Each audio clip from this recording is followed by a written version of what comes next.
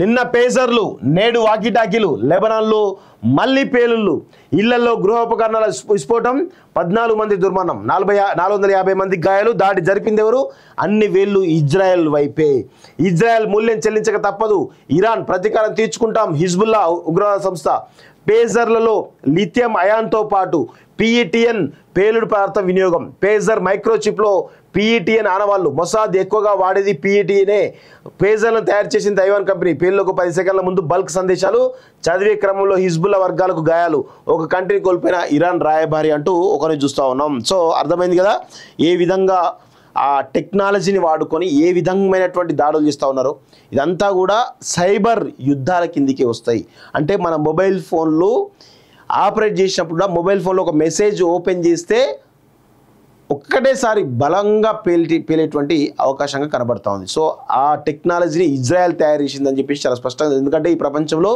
Israel చాలా technology పరంగా చాలా అడ్వాన్స్గా ఉంటుంది ఈ ప్రపంచంలో ఎక్కడ కూడా ఉండదు ఇజ్రాయెల్ మాత్రం అంత పెద్ద అడ్వాన్స్గా ఉంటుంది సో వాళ్ళు నిన్ననేమో పేజర్స్ తోటి పేల్చేది ఈరోజేమో వాకీటాకీలతోటి పేలుస్తున్నారు సో ఈ విధంగా సైబర్ దాడులు జరగడం ఏ విధంగా ప్రాణనష్టం జరుగుతుందో చూస్తా ఉన్నాం అంటే టెక్నాలజీ పెరుగుతూ ఉంటే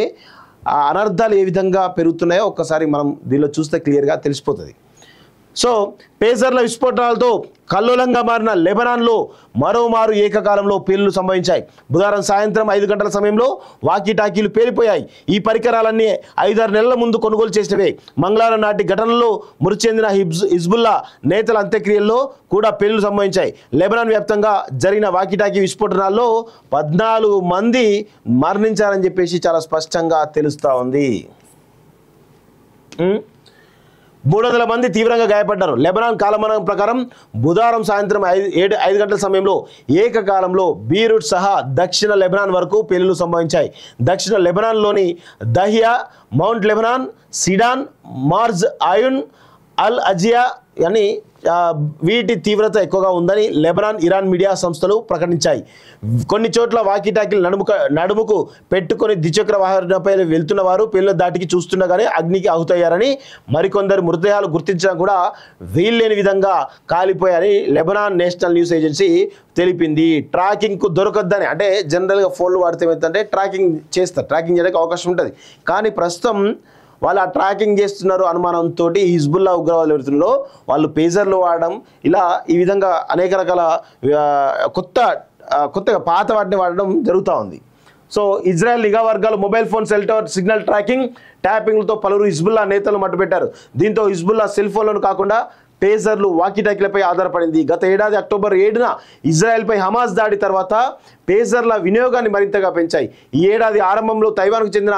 గోల్డ్ అపోలో అనే కంపెనీ నుంచి 5,000 వరకు పేజర్లను ఆర్డర్ చేశాయి వాటిని ఇటీవల హిజ్బుల్లా తమ ఫైటర్లకు అందించింది కొత్తగా వాకీటాకీలను కొనుగోలు చేసింది ఎఫ్ఎం సిగ్నల్ ట్యాంపరింగ్ పరికరాలతో కార్లలో ఇళ్లలో వాడే ఎఫ్ఎం పరికరాలకు చొరబడి తమ సందేశాలను పౌరులకు చేరవేస్తున్న వాదనలు ఉన్నాయి ఇప్పుడు ఆ ప్రత్యామ్నాయాలే హిజ్బుల్లా పాలిట మృత్యుగా మారుతున్నాయి పేజర్లు వాకీటాకీలు పేలి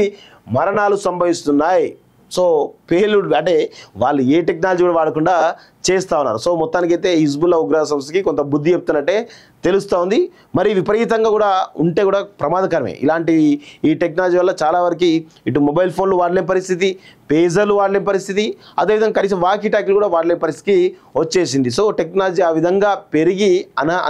అత్యంత అనర్థాలకు దారితీస్తున్నట్టు చాలా స్పష్టంగా తెలుస్తూ ఉంది ఇగో కొత్తగా తెప్పించిన పేజర్లు మంగళవారం పేలిపోయినట్లుగానే 5-6 నెలల క్రితం హిజ్బుల్లా వర్గాలు తెప్పించిన ఐకామ్ కంపెనీకి చెందిన V82S మోడల్ వాకీటాకీలు బుధవారం విస్ఫోటం చెందాయని అల్ జజీరా కథనాలు ప్రసారం చేసింది బీరూట్లో ఒక దహియా ప్రాంతంలోనే 15 నుంచి 20 పేలులు సంభవించి పలు అపార్ట్మెంట్లు ఇల్లు దెబ్బతిన్నట్లు పేర్కొంది దహియాలో హిజ్బుల్లా ఎంపీ అలీ అమర్ కుమార్ రెడ్డి అంత్యక్రియలను పేలులు సంబంధించిన దృశ్యాలు సోషల్ మీడియాలో వైరల్ అవుతున్నాయి బాబా